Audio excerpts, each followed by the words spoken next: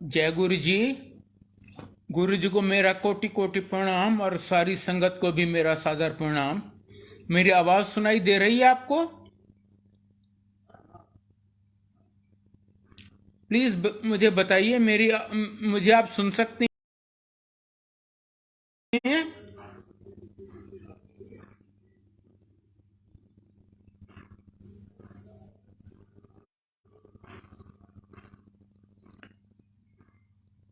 Please मेरी आवाज सुनाई दे रही है आपको?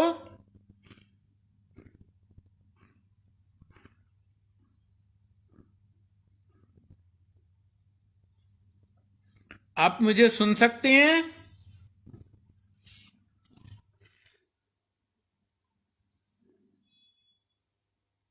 आप मुझे सुन सकते हैं? प्लीज बताइए, मेरी आवाज सुनाई दे रही है आपको?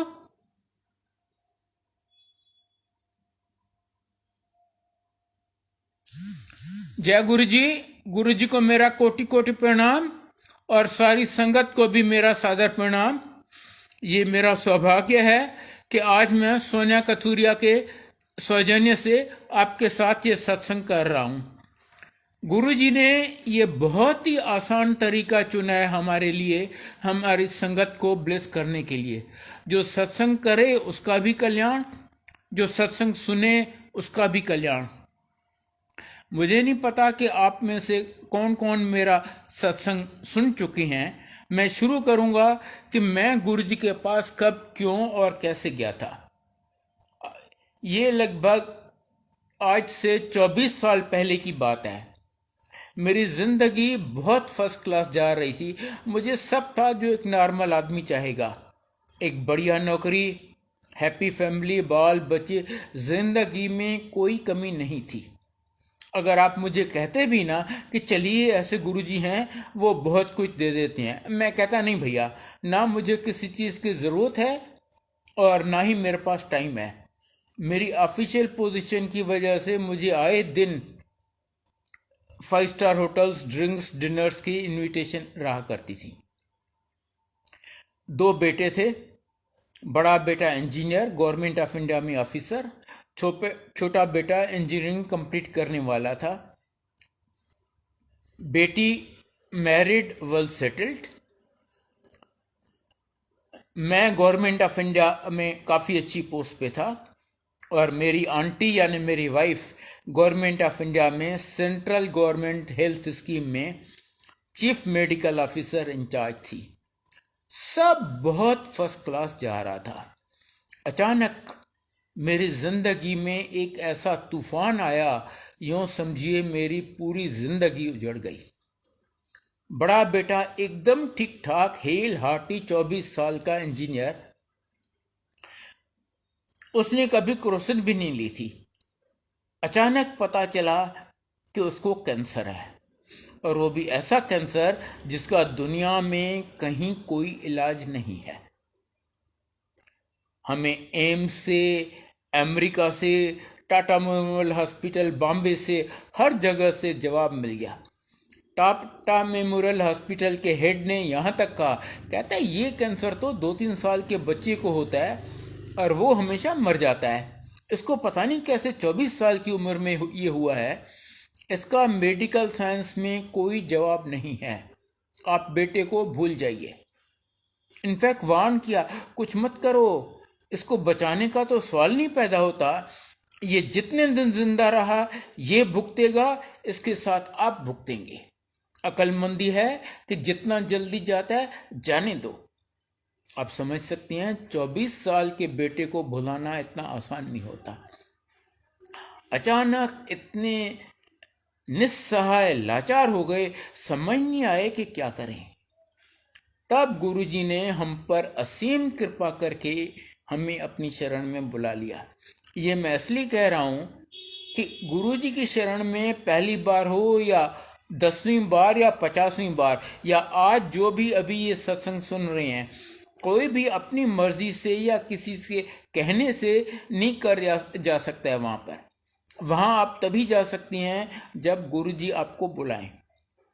मेरी आंटी के किसी कलीग ने बताया कि ऐसे गुरुजी हैं अच्छा होगा आप उनकी शरण जाइए। और सच मानिए, हमें गुरुजी में कोई विश्वास नहीं था। मैं एक इंजीनियर हूँ, मेरी आंटी डॉक्टर, दोनों बेटे इंजीनियर। आपको पता है साइंस के स्टूडेंट्स कैसे होती हैं, हर एक चीज़ वो लॉजिकली और वो देखते हैं कि हाँ ऐसे करो तो ऐसा होगा, ऐसा किया तो ऐसा होगा। हमने सोचा ये थोड़ी कि जिस कैंसर का कोई इलाज ही नहीं है, किसी ने कोई ताबीज या धागा बांध दिया या प्रसाद दे दिया तो कैंसर ठीक हो जाएगा क्या। पर हम इतने मजबूर थे, कोई और द्वार नहीं दिख रहा था जहां पर हम जा सकें। सिर्फ इसलिए हम मजबूर होके विदाउट एनी फेथ हम गुरुजी की शरण में गए। गुरुजी बहुत कम बोलते हैं, वो बोलते नहीं करते हैं। पहले दिन उन्होंने हमारे साथ, अच्छा उन दिनों आप ऐसे ही गुरुजी के यहाँ नहीं जा सकते थे, आप परमिशन लेके जा सकते थे।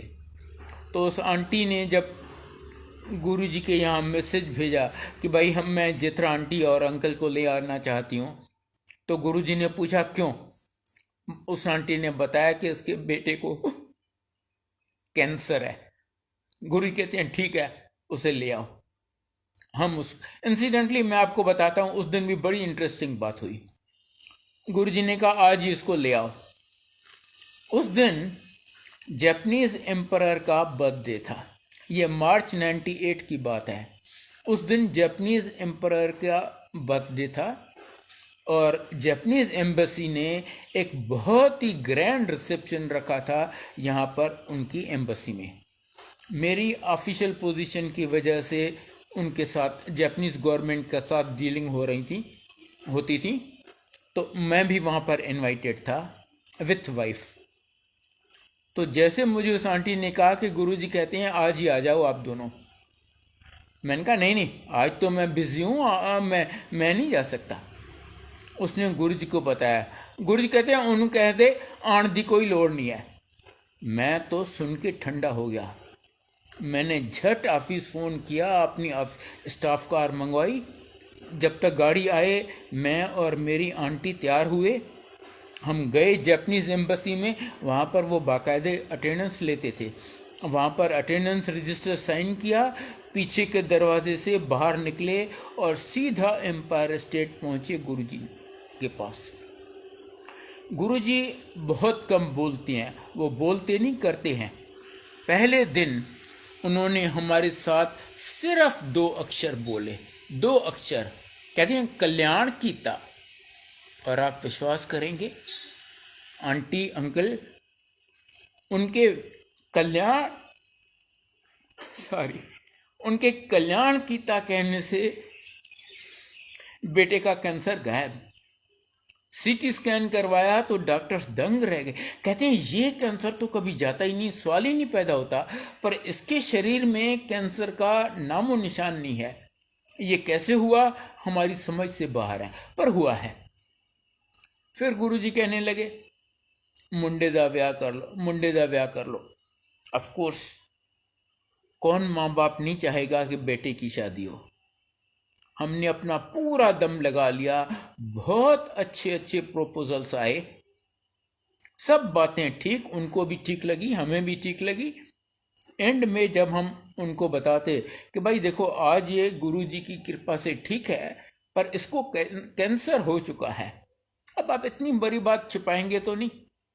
अच्छा जी राम राम, बस उसके बाद वो हमें शक्ल ही नहीं दिखाते।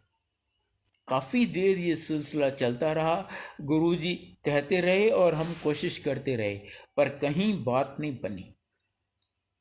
आखिर एक दिन फिर जब इन्होंने मेरी आंटी को बोला और मुंडे का ब्याह कर ले, कहती है गुरुजी लड़की भी आप ही दिलाइए, क्योंकि तब तक हम समझ गए थे कि ये काम हमारे बस का नहीं है। गुरुजी कहते हैं ठीक है तो पंजाबी कुड़ी दिलावांगे, हम सिंधी हैं। तो हमने सोचा कि पंजाबी लड़कियों की तो हमारे पास प्रपोजल्स ही नहीं आएंगी। गुरुजी को मेरी आंटी ने बोला गुरुजी पंजाबी लड़कियों की तो हमारे पास प्रपोजल्स ही नहीं आएंगी, क्या करें, एक ऐड दे दें न्यूज़पेपर में। कहते हैं नहीं चुप करके बैठ जाओ, घर बैठे कुड़ी आ जाएगी। अब हमारी कोशिश से तो वैसे भी कुछ नहीं हो रहा था। हम चुप करके बैठ गए। लगभग 1 साल बीत गया। बेटा कंप्यूटर इंजीनियर है। दिल्ली में लोधी रोड एक सीजीओ कॉम्प्लेक्स है, जहां पर गवर्नमेंट ऑफ इंडिया के 10-12 ऑफिसेस हैं। ये उनमें से एक ऑफिस में काम करता था। एक दिन ये कैंटीन में बैठा था, तो उसकी ऑफिस की एक लड़की, जिसको ये जानता नहीं था, पहली बार इसके पास आई। किसी बहाने से बातचीत शुरू की। 1 बार मिली, 2 बार मिली, 3 बार मिली, और वो इसको कहती है कि मेरे पेरेंट्स आपके पेरेंट्स से मिलना चाहते हैं मैट्रिमोनियल के लिए। अब गुरुजी की लीला देखिए। अच्छा, मेरे बेटे ने सबसे पहले बताया कि देखो, आज मैं गुरुजी की कृपा से ठीक हूं, पर मुझे बहुत खतरनाक टाइप का कैंसर हो चुका है। मैं सच्चाई तुमसे छुपाऊंगा नहीं। अब गुरुजी की लीला देखिए। उस लड़की को एक मिनट, एक्सक्यूज मी, सुनो, यहां एक शीशा टूट गया, थोड़ा ध्यान से, नंगे पैर नहीं, या तो चप्पल डाल लो, कहीं लग ना जाए तुम्हें। अब आप गुरुजी की लीला देखिए। उस लड़की का अपना मामा कैंसर में मर चुका था। उसको पता था इसको फिर कैंसर होने का काफी खतरा है, और उसने या उसके परिवार ने कभी गुरुजी का नाम तक नहीं सुना था। मिलना तो दूर की बात हो रही। फिर भी वो कहती है कोई बात नहीं। उसने घर जाके अपने पेरेंट्स को बताया। एक दिन उसके पेरेंट्स आए हमारे यहाँ मिलने। दोनों फैमिलीज को सब बातें ठीक लगी। हमने कहा भाई देखो, हमारी तरफ से तो सब ठीक है, पर जो हमारी हिस्ट्री है, हमारा फाइनल डिसीजन हमारे गुरुजी लेंगे। उनको चॉइस तो कोई था नहीं। कहते हैं ठीक है, तो आपको जिससे पूछना है पूछ लो। हमने गुरुजी को बताया, गुरुजी ये प्रपोजल आया। कहते हैं हाँ, कर लो ब्याह। और जैसे उन्होंने लगभग 1 साल पहले कहा था, घर बैठे पंजाबी कुड़ी आ गई।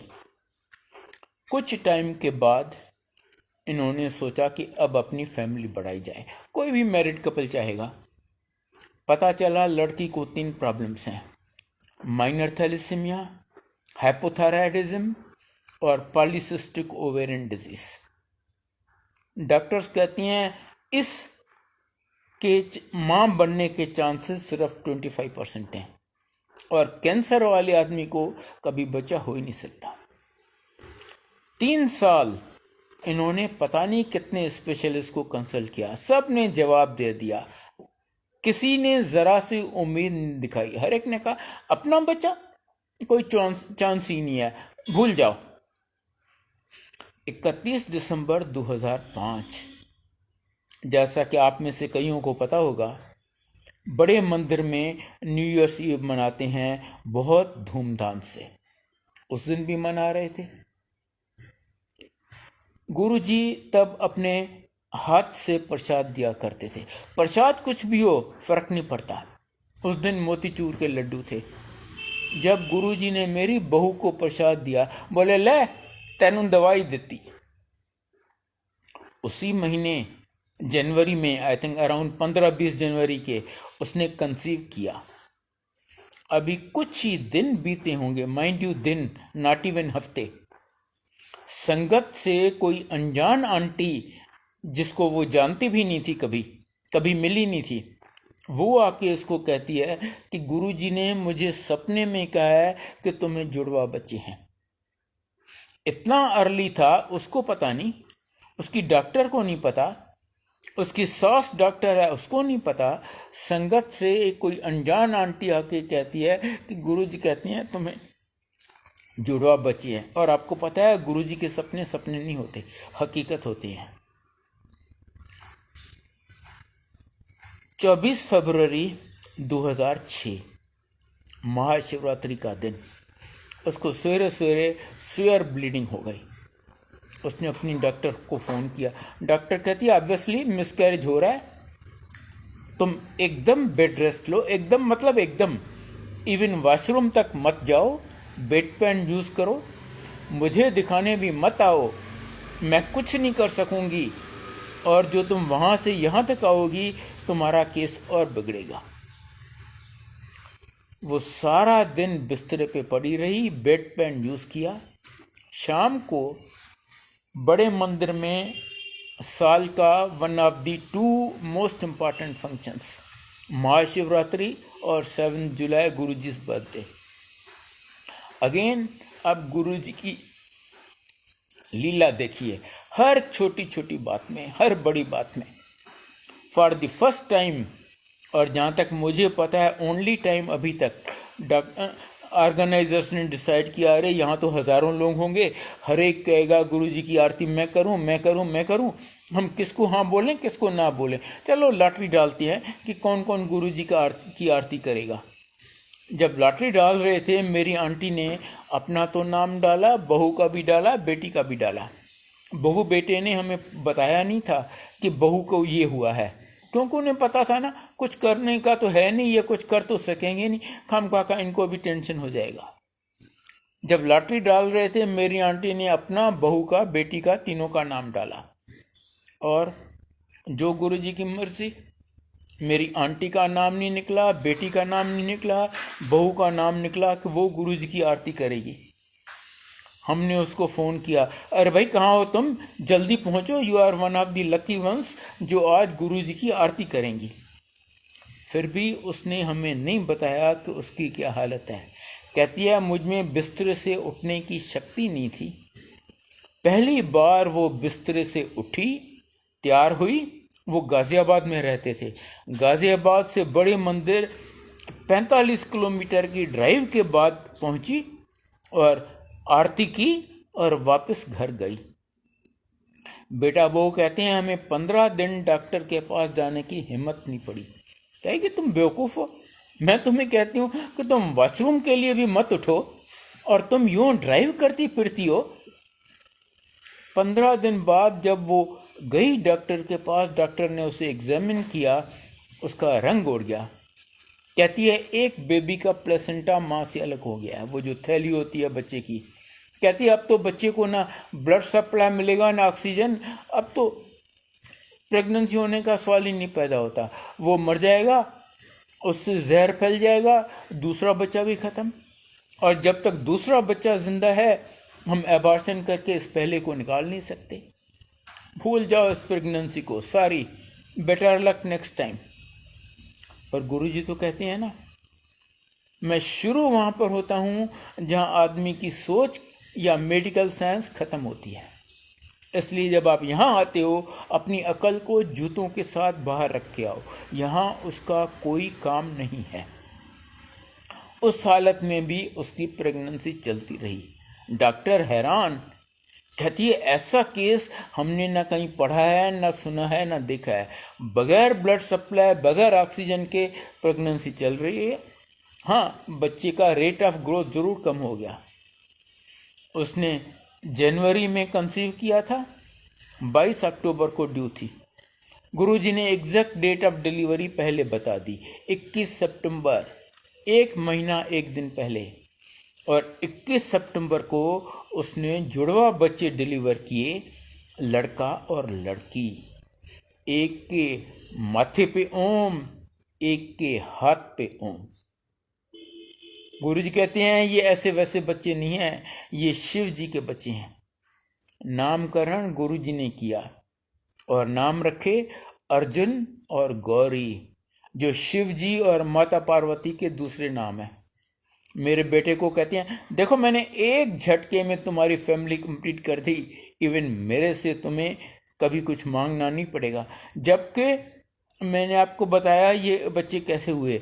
मांगना तो छोड़िए, हमने गुरुजी को बताया तक नहीं कि गुरुजी ये प्रॉब्लम है, कुछ कृपा कीजिए।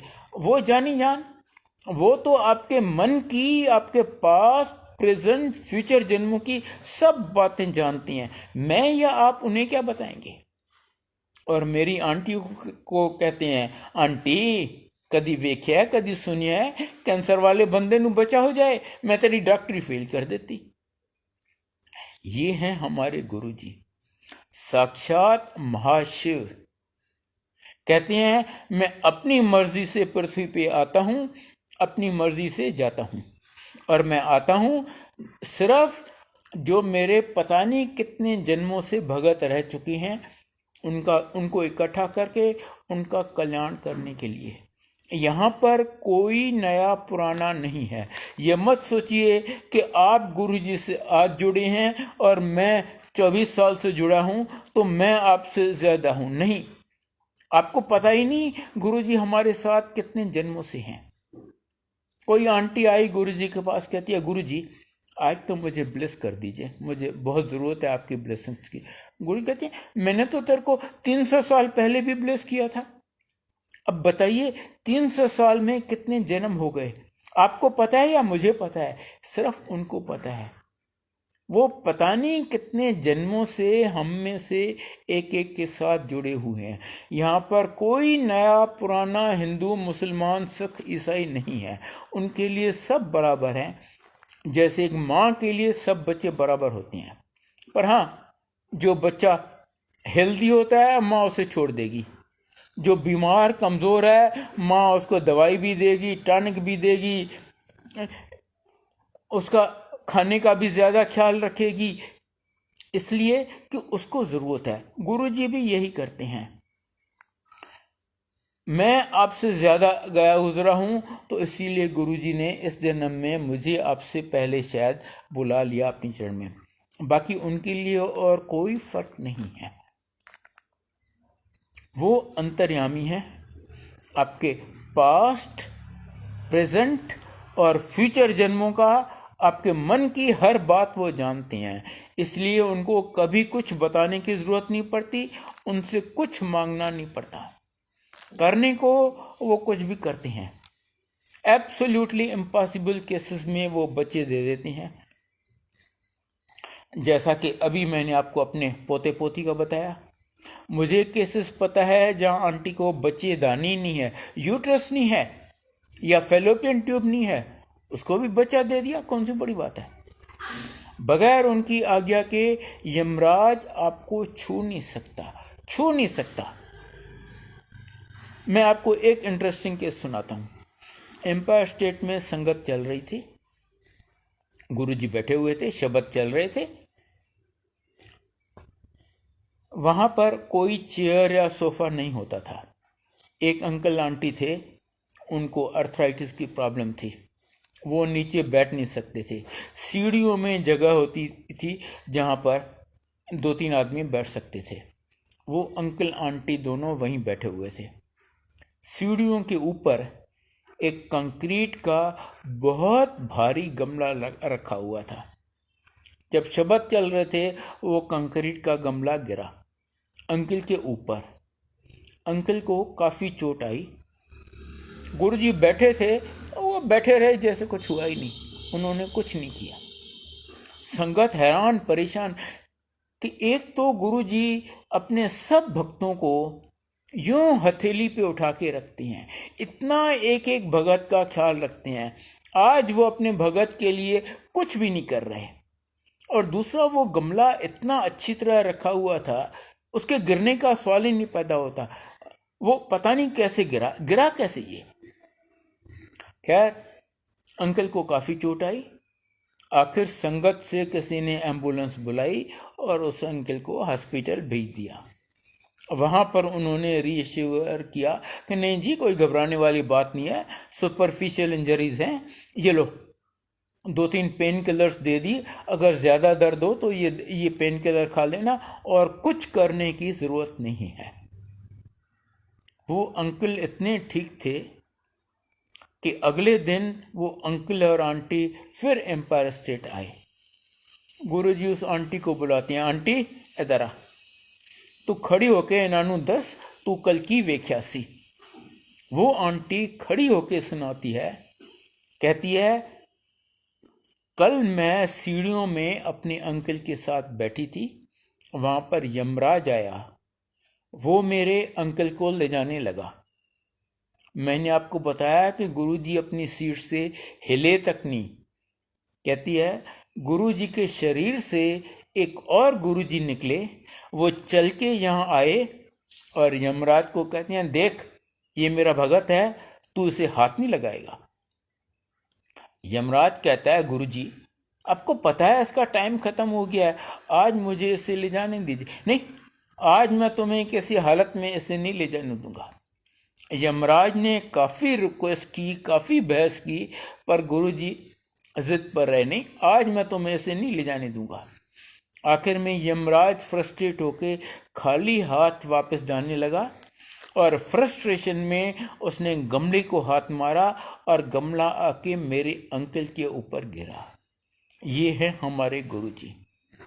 मैं आपको अभी एक दो इंस्टेंस बताता हूँ कि मुझे उन्होंने जब न्यू लाइफ दी, मैंने उनके यहाँ जाना शुरू किया। उसके 2-3 महीने बाद मैं कैलाश मानसरोवर की यात्रा पे जाने वाला था। कहते हैं कैलाश मानसरोवर जो भी जाता है वहाँ पर शिव जी के दर्शन ज़रूर होते हैं। आप उन्हें पहचाने या नहीं ये दूसरी बात है, पर दर्शन होते हैं। प्लस क्या फर्स्ट क्लास सीनरी है। कैलाश मानसरोवर जैसा कि आप जानते हैं इंडिया में नहीं है, चाइना में है, तिब्बत में है। आपको वहाँ पर आप ऐसे ही नहीं जा सकते। गवर्नमेंट भेजती है कोई लगभग 30 का ग्रुप, और हर ग्रुप के साथ एक गाइड होता है ऑन बिहाफ ऑफ गवर्नमेंट, जो चाइनीज़ गवर्नमेंट के साथ लेस करता है। मैंने भी अपनी ऑफिशियल पोजीशन यूज़ करके अरेंज किया था कि एक ऐसे ग्रुप के साथ मैं जाऊंगा एज ए गाइड। मैंने सोचा क्या एक तो शिव जी के दर्शन होंगे और दूसरा इतनी फर्स्ट क्लास सीनरी है। क्या सीनरी है। मैंने गुरुजी से कुछ मांगा नहीं, जाने से थोड़ा पहले उनको बताया, गुरुजी मैं कैलाश मानसरोवर जा रहा हूँ, जैसे मैं बड़ी बहादुरी कर रहा हूँ। कहते हैं क्यों?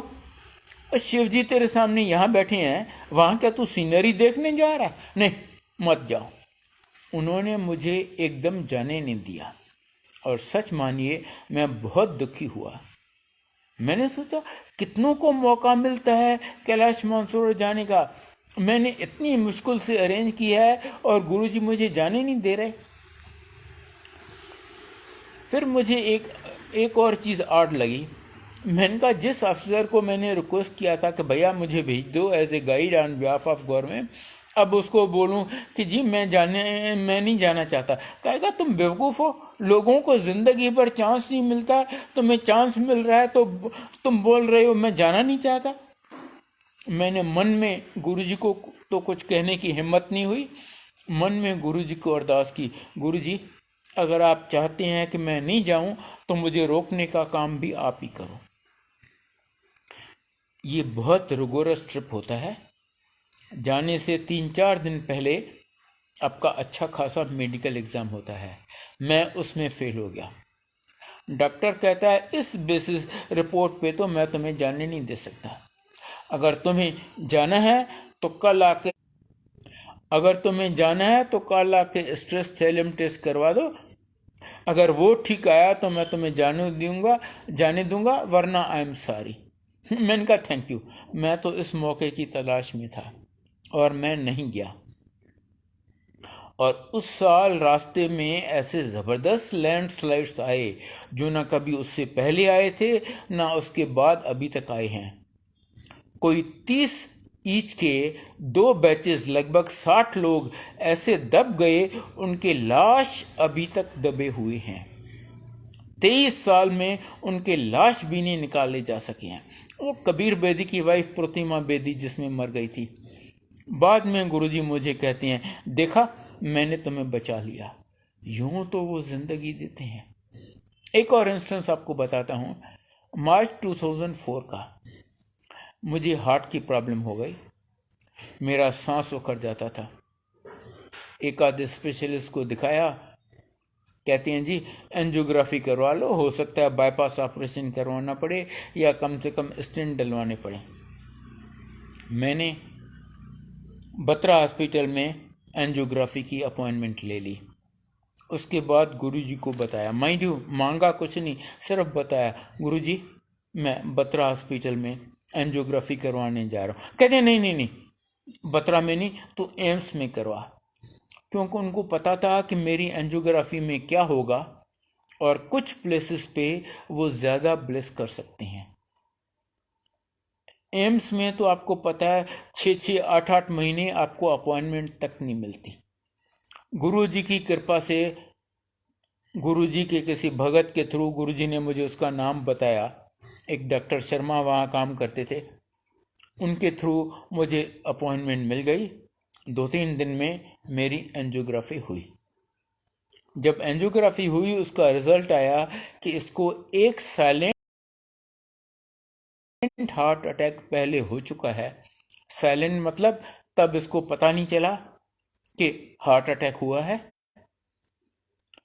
और इसकी तीनों आर्टरीज ब्लॉक्ड हैं और हार्ट बहुत ही डैमेज्ड है। फिलहाल तो वो डॉक्टर्स मुझे आईसीयू में लेके गए कि जी सीनियर डॉक्टर जब फ्री होगा आके देखेगा कि आपका क्या कब कैसे करना है। वहीं पर आईसीयू में कोई 1-1.5 घंटे के बाद मुझे सेकंड मैसिव हार्ट अटैक हुआ और मैं मर गया। डॉक्टर्स ने कहा ख़त्म है, इसका हार्ट चल नहीं रही, पल्स है नहीं, इसमें कुछ है ही नहीं। मेरी आंटी आई, बोली, अंदर जाने लगी। डॉक्टर कहते हैं अरे कहाँ जा रही हो, ये तो है ही नहीं, ख़त्म। कहती है मैं तो इसकी वाइफ हूँ, मैं डॉक्टर हूँ। कहती है तुम वाइफ थी, वो आज है ही नहीं, अब तो वो है ही नहीं। पर गुरु जी की कृपा से डॉक्टर्स मुझे रिवाइव कर सके। मुझे नहीं पता उन्होंने हार्ट मसाज किया, इलेक्ट्रिक शॉक दिया या क्या किया, पर अनाउंस किया हाँ जी हमने इसको रिवाइव कर दिया है। मैं वहीं आईसीयू में पड़ा रहा। रात को 9 बजे senior doctor in charge of the shift जब थोड़ा फ्री हुआ, वो राउंड पे आया। वो तो मेरी हालत देख के दंग रह गया, अपने स्टाफ पे गर्म हो गया। कहता तुमने किया क्या है, इतने घंटे बर्बाद कर दिए, इसको ऐसे छोड़ दिया है, मुझे उस टाइम क्यों नहीं बुलाया, इसको तो कभी भी थर्ड हार्ट अटैक आएगा और ख़त्म, कोई कुछ नहीं कर पाएगा, तुम्हें मुझे उसी टाइम बुलाना चाहिए था। मैं तो कुछ समझने सुनने लायक हालत में ही नहीं था। मेरी आंटी को उसने बताया, कहता है इसका इमीडिएट बाईपास ऑपरेशन करना पड़ेगा। इमीडिएट मतलब अभी, मैं सवेरे तक वेट नहीं कर सकता, तब तक तो इसको पता नहीं थर्ड हार्ट अटैक कब आता है और क्या होता है। और आजकल तो बाईपास ऑपरेशन मामूली बात हो गई है, हर हॉस्पिटल में रोज़ पता नहीं कितने होते रहते हैं। पर जो इसकी हालत है काफ़ी अच्छा रिस्क है, हो सकता है ये ऑपरेशन टेबल पे ख़त्म हो जाए और मैं कुछ नहीं कर पाऊँ। अगर आप रिस्क लेने को तैयार हो, आप मुझे परमिशन देते हो, तो मैं इसका अभी ऑपरेशन करूँगा, वरना सारी मैं ऐसे पेशेंट को हाथ नहीं लगाना चाहता। आगे कुआं पीछे खाई, हम तो ऐसे फंसे, समझ नहीं आए क्या करें। मेरी आंटी ने किसी संगत के थ्रू गुरुजी को मैसेज भेजा, गुरुजी अंकल आईसीयू में है और डॉक्टर ऐसा कह रहा है, समझ नहीं आता क्या करें। गुरुजी कहते हैं क्या है, डॉक्टर तो चीरेगा फाड़ेगा ही, अंदर जो करना है वो तो मैं करूँगा, करवा लो ऑपरेशन। अब ये सुनने के बाद तो कोई गुंजाइश ही नहीं रही। मेरी आंटी ने डॉक्टर को बोला तेरे को जो करना है कर ले। वो बेचारा सवेरे 9 बजे से ड्यूटी पे था, रात को 11 बजे मुझे ऑपरेशन थिएटर में ले गया। 6.5 घंटे मेरा ऑपरेशन चला। सवेरे 5:30 बजे जैसे मुझे आईसीयू में वापस ले आए, देखा अंदर आर्टरी बस्ट हो गई है। क्योंकि मेरा ऑपरेशन तो सडन अनप्लान्ड था। किसी भी ऑपरेशन से 2-4 दिन पहले आपको ब्लड थिनर्स रिमूव करने पड़ते हैं, लेना बंद करना पड़ता है, पर ये तो अनप्लान्ड था। मैंने तो इवन प्रीवियस डे पे एक ब्लड थिनर लिया था, अंदर आर्टरी बस्ट हो गई। फिर ऑपरेशन थिएटर में ले गए, फिर खोले, फिर 1.5-2 घंटा इनको जो करना था किया। इस ऑपरेशन के बाद नॉर्मली लोग 1-1.5 दिन आईसीयू में रहते हैं, 3-4 दिन हॉस्पिटल में। मैं 1 हफ्ता आईसीयू में था with every possible life support system. 3 हफ्ते हॉस्पिटल में था, बार बार कॉम्प्लिकेशंस हो जाती। 2 बार फिर एडमिट हुआ एज इंडोर पेशेंट।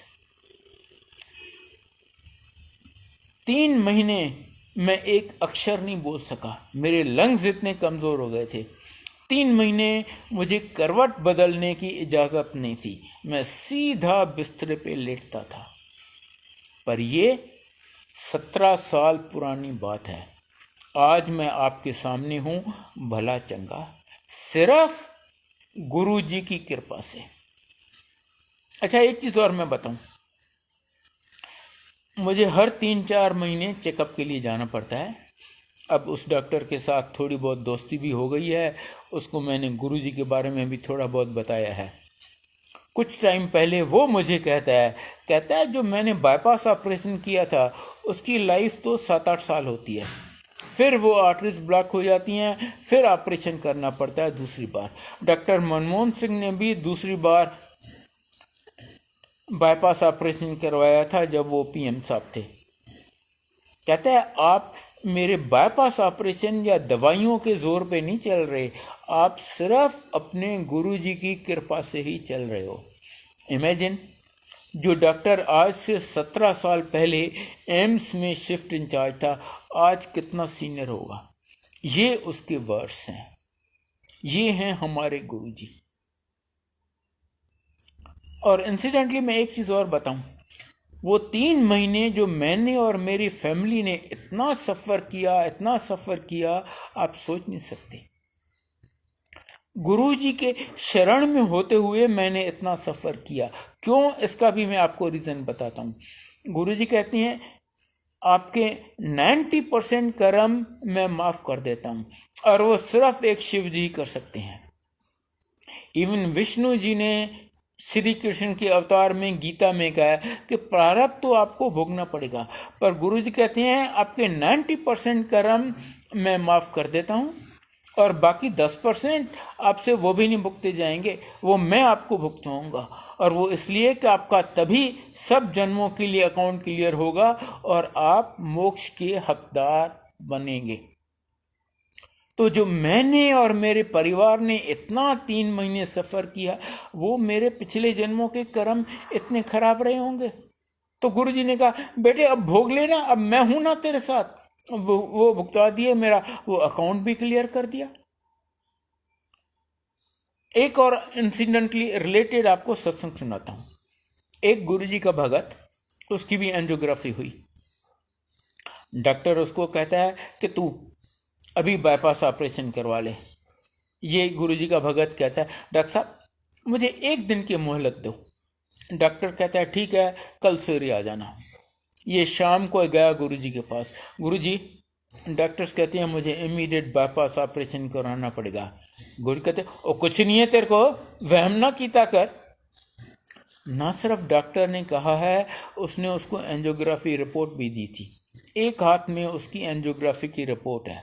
कहते गुरुजी डॉक्टर्स तो कह रहे हैं मेरी तीनों आर्टरीज ब्लॉक्ड। ले डॉक्टर नु की पता, अब आप उसको एंजियोग्राफी रिपोर्ट हाथ में है, आप उसको बोलो डॉक्टर नु की पता, वो तो यूं हक्का बक्का हो गएगा, कुछ जवाब देने लायक नहीं रहा, गुरुजी की तरफ ताकने लगा।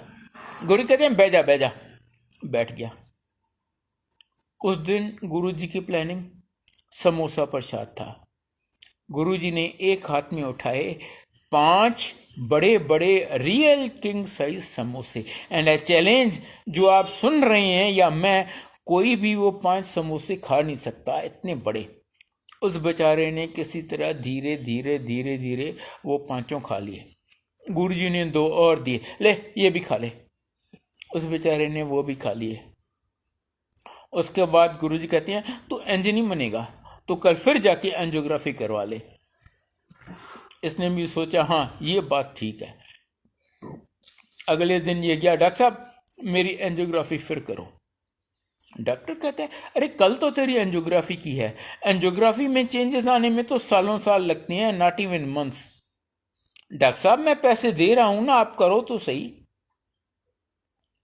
उसने जिद करवा के एंजियोग्राफी करवा ली, और वो डॉक्टर आपके हाथ जोड़ के इससे माफी मांगने लगा। And mind you, he is one of the 3 best cardiologists of India. वो आके हाथ जोड़ के इससे माफ़ी मांगने लगा, भाई साहब सॉरी, लगता है मेरे स्टाफ ने कोई गड़बड़ी कर दिया है, कोई रिपोर्ट में मिक्सअप हो गया है। कल वाली रिपोर्ट में तीनों आर्टरीज ब्लॉक्ड हैं, आज वाली में तीनों clear like a 20-year-old young mans. तो ये जवाब देता है, नहीं डॉक्टर साहब आपके स्टाफ की कोई गलती नहीं है, ये मेरे गुरु जी की कृपा है। वो कहता है मैं ऐसे गुरु को मिलना चाहता हूँ। वो अपनी पूरी टीम लेके गुरुजी के पास पहुंच गया और उसकी अपनी वाइफ को स्किन कैंसर था जो गुरुजी ने ठीक किया।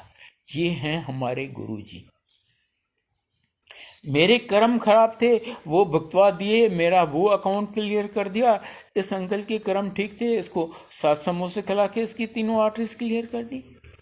तो गुरुजी अगर जो आपको चाहिए वो नहीं दे रहे तो भी आपके भले के लिए, वो आपको तकलीफ में रख रहे हैं, परेशानी में रख रहे हैं, फाइनेंशियल प्रॉब्लम में रख रहे हैं, वो आपके भले के लिए, वो आपके कर्म कटवा रहे हैं, आपको मोक्ष का हकदार बना रहे हैं।